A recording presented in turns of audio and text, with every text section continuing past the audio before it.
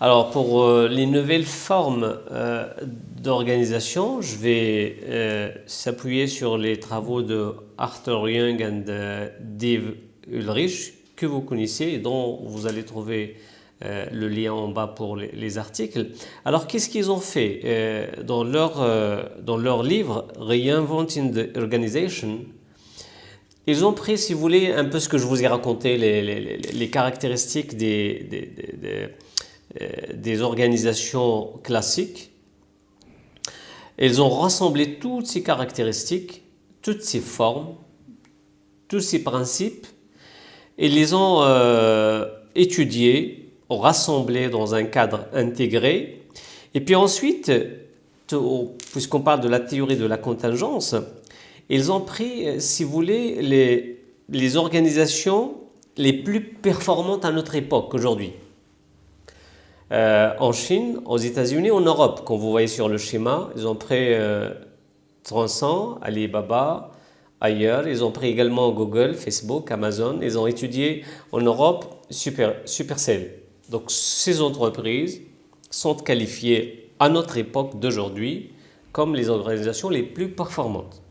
Alors ils ont rassemblé tout ça pour examiner et pour vérifier et pour chercher pourquoi ces organisations sont performantes. Quel est le lien qui peut exister entre les résultats de performance réalisés par ces entreprises dans l'environnement dans lequel nous vivons aujourd'hui et quel est le lien avec leur forme d'organisation? Autrement dit, est-ce que la forme d'organisation mise en place par ces organisations a réussi? Est-ce que c'est ces formes qui expliquent leur réussite et leur performance?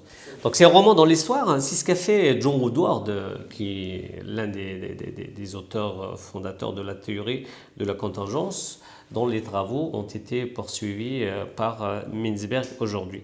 Alors, Arthur Young et Dave Ulrich, dans leur livre de Reinventing the Organization, ils ont fait ce travail et ils nous ont livré, si vous voulez, un peu l'évolution des formes d'organisation. Regardez. On est passé d'une forme hiérarchique, c'est ce que je viens de vous expliquer, donc c'était la structure simple entrepreneuriale, marquée par une centralisation de la décision, un peu de rigidité, etc. On est passé à une organisation de systèmes alignés, et puis à une organisation qui a une capacité d'adaptation, plus on évolue, ou plus ces structures évoluent, plus la capacité d'adaptation devient une caractéristique majeure de ces structures organisationnelles jusqu'à ce qu'ils ont défini aujourd'hui une forme d'organisation sous forme de plateforme qu'ils ont appelée Market Oriented Ecosystem. Marché orienté écosystème. Donc market, c'est pour cela que en anglais c'est MOE, Market Oriented Ecosystem. Alors cette forme d'organisation est une forme qui s'adapte au monde numérique aujourd'hui, caractérisé par des changements, une volatilité, des perturbations, des turbulences incroyables. Et les entreprises dans ce monde numérique doivent se réinventer pour devenir toujours plus réactives face aux opportunités dynamiques du marché. Alors, cette forme MO, selon ces deux auteurs américains, est une forme émergente parce qu'il commence par des opportunités orientées marché, des opportunités au-delà de la simple part du marché. Alors, les opportunités marché, qu'est-ce que ces auteurs entendent par les opportunités marché? Ils entendent par ça que le marché crée un objectif convaincant qui rassemble les gens et l'écosystème fait référence à la façon dont les ressources et les personnes sont organisées pour gagner le marché. C'est pour ça que je disais tout à l'heure que ce qui se passe à l'extérieur, au marché, devient beaucoup plus important que ce qui se passe à l'intérieur des entreprises. Maintenant, les entreprises doivent s'organiser en fonction de ce que demande le marché. D'où vient cette nouvelle forme de Dave Ulrich et Arthur Young, que chaque entreprise doit changer sa forme en fonction des opportunités offertes par le marché.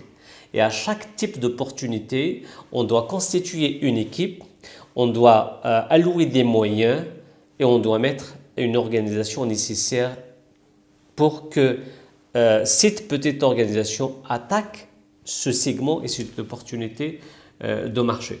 Au sein de ce modèle MOE, Market Oriented Ecosystem, au lieu d'être organisé par des divisions et une chaîne de commandement qui alloue les ressources, le MOE dispose d'une plateforme de ressources. Alors cette plateforme de ressources, d'équipes et des technologies. C'est-à-dire, si vous voulez, trois choses assez importantes qui marquent cette nouvelle forme d'organisation et qui fait la force de ces entreprises examinées ou qualifiées d'entreprises les plus performantes à nos jours, c'est-à-dire Facebook, Amazon, etc. C'est que ces trois composantes sont les moyens de financement, les ressources humaines et la technologie. Donc la plateforme est constituée de ces trois composantes. Financement, ressources humaines, technologie. On regroupe sous forme d'une équipe restreinte tous ces moyens pour attaquer un segment de marché ou pour attaquer ce que ces auteurs appellent les opportunités du marché. Alors, ces trois composantes dédiées aux opportunités de marché. Chaque opportunité de marché se voit attribuer une équipe. Chaque opportunité se voit attribuer une équipe avec bien évidemment ses moyens. On peut l'appeler l'équipe, on peut l'appeler team, on peut l'appeler cellule indépendante où les employés anticipent les besoins des clients et agissent rapidement pour y répondre.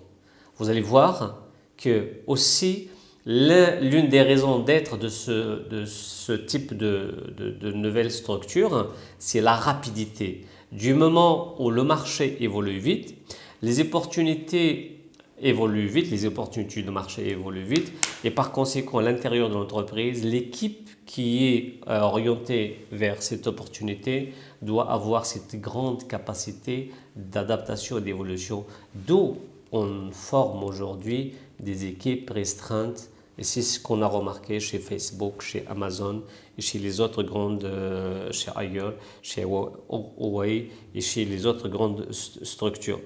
Alors le MO connecte les équipes aux cellules indépendantes dans un écosystème car ces équipes pourraient partager des informations sur les clients, l'innovation et l'agilité. Donc le MOE est une nouvelle façon de concevoir des organisations à la fois petites et grandes, innovantes et des organisations qui ont cette capacité d'apprentissage et qui s'appuient sur le partage de l'information entre les cellules. Donc, contrairement aux anciennes formes d'organisation, le Market Oriented Ecosystem dispose d'une plateforme de ressources qui sont l'argent, les ressources humaines et la technologie dédiées aux opportunités de marché. C'est-à-dire chaque opportunité de marché se voit attribuer une équipe. Chaque opportunité de marché, chaque opportunité de marché se voit attribuer une équipe. Chaque opportunité de marché se doit attribuer une équipe. Chaque opportunité de marché, une équipe. Chaque opportunité de marché, une équipe. Chaque opportunité de marché, une équipe, etc. Alors, et ils sont connectés. C'est-à-dire, cette plateforme, elle connecte les équipes aux moyens où les employés doivent anticiper les besoins des clients et agissent rapidement pour y répondre. Donc la question de rapidité est très importante comme caractéristique fondamentale de ces nouvelles formes d'organisation que les auteurs américains appellent Market Oriented Ecosystem, qui est totalement différente des anciens classiques. Donc c'est une nouvelle façon de concevoir les organisations, à la fois qui peut être adaptée aux petites, aux grandes, aux moyennes organisations. Mais mais les auteurs ils ont identifié, si vous voulez, 6 principes et pratiques que les dirigeants d'entreprise peuvent utiliser pour réinventer l'organisation. C'est-à-dire pour réinventer ou pour mettre en place ce système qu'ils ont appelé MOE, il doit y avoir un certain nombre de principes qu'il faut réunir, qui sont l'environnement, la stratégie, morphologie, la capacité, la gouvernance et le leadership. Environnement, c'est-à-dire dans quelle mesure l'entreprise apprécie-t-elle et anticipe-t-elle les tendances de l'évolution de l'environnement dans lequel elle exerce et elle évolue. Donc cette écoute et ce suivi de l'évolution et de l'étude de l'environnement est assez importante. Dans quelle mesure l'entreprise développe des activités et par quelle voie, quel type de stratégie les entreprises doivent mettre en œuvre. Ça, c'est aussi un principe. Dans quelle mesure l'entreprise dispose-t-elle de la bonne forme organisationnelle pour fournir ses capacités d'écosystème et saisir les opportunités du marché. Donc il y a aussi, il faut développer aussi en interne, les organisations doivent développer en interne cette capacité de comprendre les opportunités du marché et d'avoir cette forme, cette forme qui va leur permettre d'arriver à ce niveau-là. La gouvernance. Alors le mécanisme de gouvernance, ça revient à répondre à la question est-ce que l'entreprise prend des décisions et des actions qui se renforcent mutuellement sur la base d'une culture partagée. Là, effectivement, la gouvernance au sens large du terme. Et puis, le leadership à tous les niveaux. Dans quelle mesure les principaux dirigeants de l'entreprise définissent-ils le contexte et les règles permettant aux unités autonomes de fonctionner dans le cadre de relations axées sur le marché. Vous voyez, tout est orienté vers le marché, tout est imposé par le marché. Le leadership aussi, c'est un concept qui mérite beaucoup plus d'explications et je vais réserver une capsule vidéo que pour ce concept de leadership pour que ça soit clair. Mais toutes les études, elles ont bien démontré qu'aujourd'hui, l'une des problématiques sur lesquelles se penchent les entreprises, mais également les chercheurs au niveau des universités, c'est ce leadership qui constitue et qui est considéré comme étant la clé de réussite aujourd'hui, mais également la clé la raison de l'échec pour certaines entreprises. Voilà, si vous voulez, pour résumer cette partie sur l'organisation, que quand on regarde ces nouvelles formes d'organisation, vous allez constater tout de suite que les formes classiques, comme je disais tout à l'heure, vont disparaître. Pourquoi? Parce que c'est une forme, c'est une configuration, c'est une architecture de l'organisation qui ne correspond plus à l'environnement dans lequel nous vivons. Et la crise que nous avons vécue